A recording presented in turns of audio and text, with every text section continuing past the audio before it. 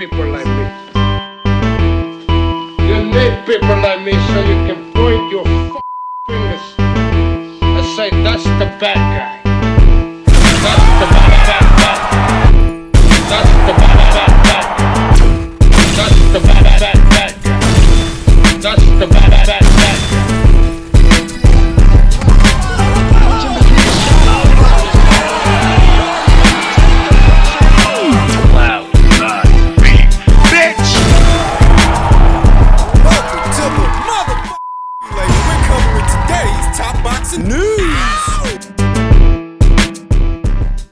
Okay, we'll start with this. It's official. Terry Harper, on the bounce, on the rebound, is set to return to action on the upcoming MVPW 06 UK vs. USA show opposite the ring the United States' own Miranda Reyes, who very recently made her MVP debut and was successful. What do I think about the fight? Scheduled to go down at a contracted weight of 140 pounds, it was my initial recommendation for Terry following her loss to Caroline Dubois that there's no reason Terry can't move up to 140 and try for a title up there. Very soon, Katie Taylor will be fighting in what is her final fight, her swan song. She's currently in possession of 3 of the 4 major titles at the weight, but after September, she's gone. She's out of here, so if Terry plays her cards right and gets in position beforehand, she can become a 4-weight world champion, having already been a champion at 130 and 135 and 154. She could soon become a champion at 140, but first, she's got to go through Miranda Reyes. 25 years old, from out of the state of Texas. An orthodox fighter and a seasoned professional, albeit a very young one because she's only 25. But in her very young boxing career, she's shared the ring with some of the best. Caroline Dubois, Stephanie Hahn, currently on a 2-fight winning streak after having beaten Yolanda Vega, subsequently Camila Panada. She'll be facing Terry Harper next, the former 3-weight world champion that sports a professional record of 16 wins with 3 losses, 2 draws, 6 recorded knockouts, having been knocked out 2 times. In 21 professional bouts, she performed a lot better than I thought she would in her previous outing opposite the ring Caroline Dubois. I thought that Caroline was going to steamroll her. I thought that Caroline was going to knock her out, but Terry not only held her own, she went the distance. And so a few losses haven't dampened Terry Harper's spirit or her confidence. She's still a world-class operator, set to be opposite the ring Miranda Reyes, who sports a professional record of 9 wins with 3 losses and 1 draw, 3 recorded knockouts, having never been knocked out.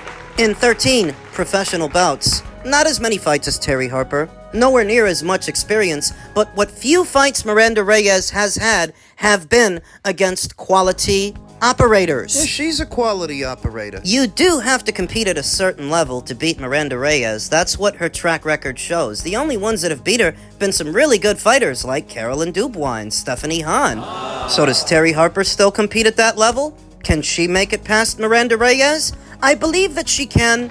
I believe that she will. On the face of it, at first glance, if you can drop a decision to Stephanie Hahn, who was only 8-0 at the time, nowhere near as experienced as Terry Harper is now. You can drop a decision to Terry Harper, especially at 140 pounds, where I think Terry's gonna feel more energized, more invigorated, not having to cut the extra 5 to make 135. At 140, she'll feel stronger, she will feel sharper, and Terry's a tall drink of boxing. She was always very tall for 130 and 135, those lower weights. At 140, she'll have more room to fill out, more energy, more strength. She's gonna feel good up there. I anticipate that Miranda Reyes will be the aggressor and Terry Harper will be the defender, beating those feet, sticking that jab out there to put distance between her and Miranda, who's going to try to crash the pocket and let go of combinations, but Terry's going to try to move and keep her at arm's length. Keep that jab in her face. Miranda Reyes is not the kind of opponent where you can be asleep at the wheel and win the fight. The saving grace is, I don't think Terry's going to be asleep at the wheel. For her, this is a sink-or-swim fight. It's not just the beginning of her 140-pound campaign. It's important that she win this one. If she wants to keep going and keep being promoted by MVP, She's got to win. But I believe she can. It also helps that she'll be the UK fighter in the UK versus USA show. She's gonna have home field advantage. Cards going down over there. To where if it's close enough and tight enough that the rounds could go either way, well, don't be surprised if they swing Terry's. On the face of it, I like Terry Harper to win a decision. And we'll talk more about the fight as the fight date approaches. Elsewhere in the world of boxing, Floyd Mayweather bout versus Mike Zambidis has been called off. Per court documents, Floyd Mayweather's exhibition fight against Mike Zambidis in Greece on Saturday has been called off according to federal court records filed Thursday. The fight had been in question after CSI, an events company contracted to hold two other Mayweather fights, sued Mayweather in a southern district of New York District Court, alleging breach of contract and filed an emergency injunction petition to halt the fight. Because plaintiff's motion remains pending without a ruling, the Mayweather-Zambidis event will no longer proceed in Athens, Greece, as planned on Saturday evening. Attorney Melissa Glass wrote in a letter to the court, plaintiffs' commencement of this action and filing of the motion, as well as their legal threats domestically and in Greece, have effectively stopped any promotion or distribution plans for the event and halted ticket sales. Depending on the result of the injunction ruling, Glass's letter said Mayweather vs. Zambidis could be rescheduled.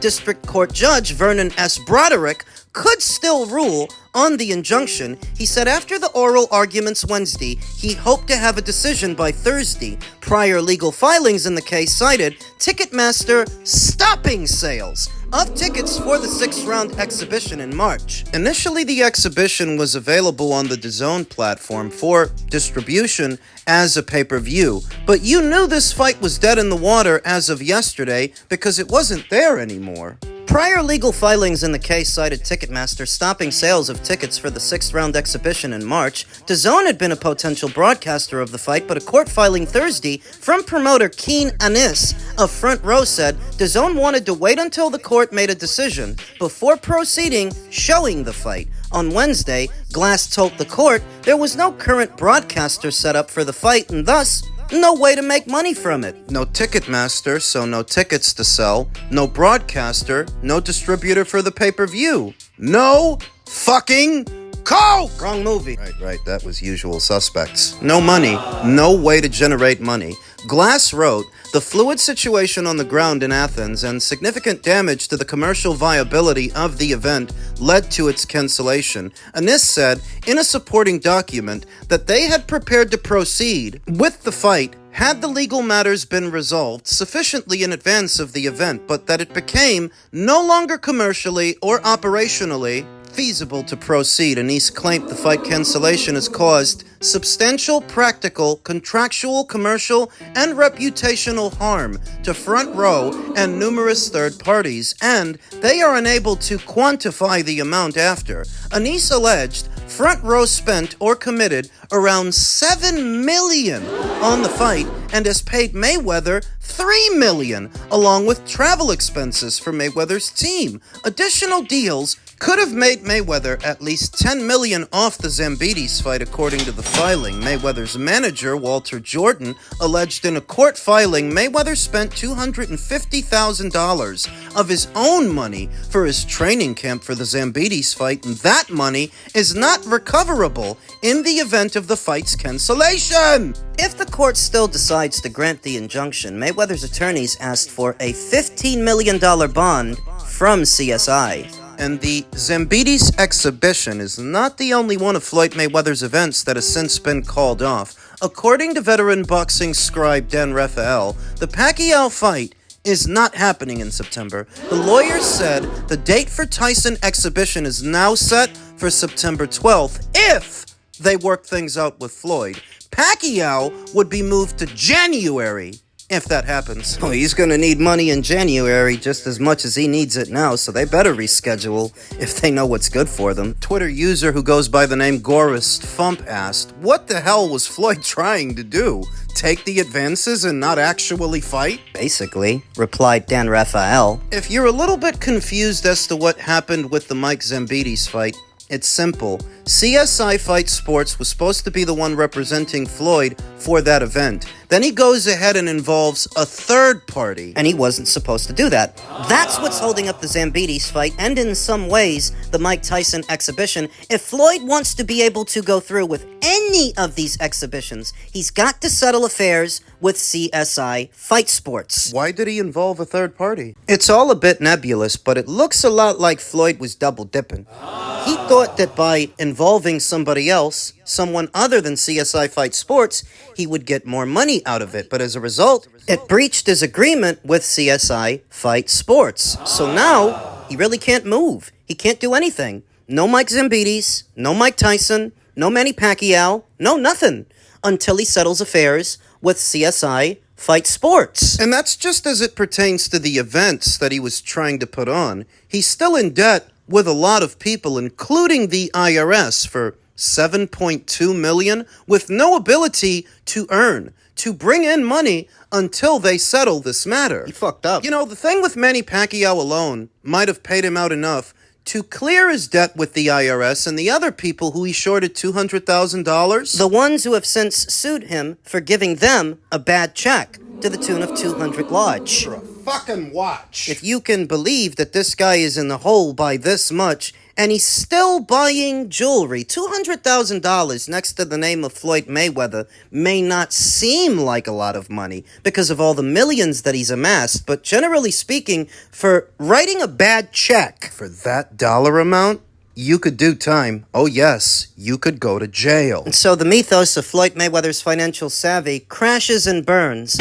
Like so many other lies perpetrated on the American public, Floyd was thought of as being one of the smartest boxers, perhaps not the most entertaining, But the most well-off based on his career earnings and how he managed his career, just to find out he was a blithering idiot. Al Heyman was the brains of the operation, and he was the one making all the real decisions. Floyd was little more than a puppet, repeating back to us whatever was told to him. Whatever he was coaxed to say, whatever he was coached to say, all of his quote-unquote smart investments. I noticed it years ago that he'd get in front of different groups of people in different interviews, always saying the same thing, leaning into it almost like a crutch, because he didn't really know how to answer the questions. He'd just retort with his smart investments. Okay, what are they? My old accountant, T Street Controversy, reacted to the news by saying, I said it before, when you scam so bad it fucks up future money, you are in bad shape. Mayweather fight this weekend was postponed, and the same looks to be happening with the Pacquiao fight. This means Floyd's debt issues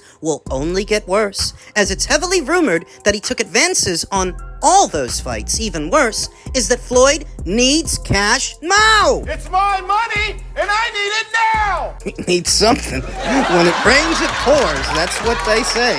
Floyd didn't bring an umbrella. Any galoshes to tread through this tumultuous time. Can't say as I didn't see this coming, because I did, and I told you several times here on the channel. Floyd is broke. He's moving like a guy who's broke. He's scrambling to schedule as many of these events as possible because he has to. He's burnt through all the cash, whatever wasn't stolen from him, and now He's fucked. men's junior middleweight news ahead of this weekend's mega match. Ennis warns Zayas, it's levels. How fucking original. Gee, I hadn't heard that one before. Most fighters moving up in weight take the safe route. Ennis appears to have skipped that step entirely. What do you mean skip that step entirely? What do you think the Uisma Lima fight was? After stopping a Montes Stenionis in 6 rounds to unify titles at welterweight, Ennis moved to junior middle and spent exactly 1 round there before targeting one of the biggest fights available on Saturday night at the Barclays Center in Brooklyn. Ennis attempts to take the WBA and WBO titles from Zayas in only a second fight at junior middle. For a fighter entering a new division, it is an unusually ambitious move. Zayas is not a fading champion looking for one last payday. The Puerto Rican is 23 years old, unbeaten, and coming off a title unification win over Abbas Baru, Standout amateur of Germany who I would describe as being many times better than most of the guys that Boots fought. There's nobody on Boots' resume that I think Abbas Baru wouldn't have beat. Back over to Ennis. not interested in taking the easy route. Ennis was expected to spend time settling into the division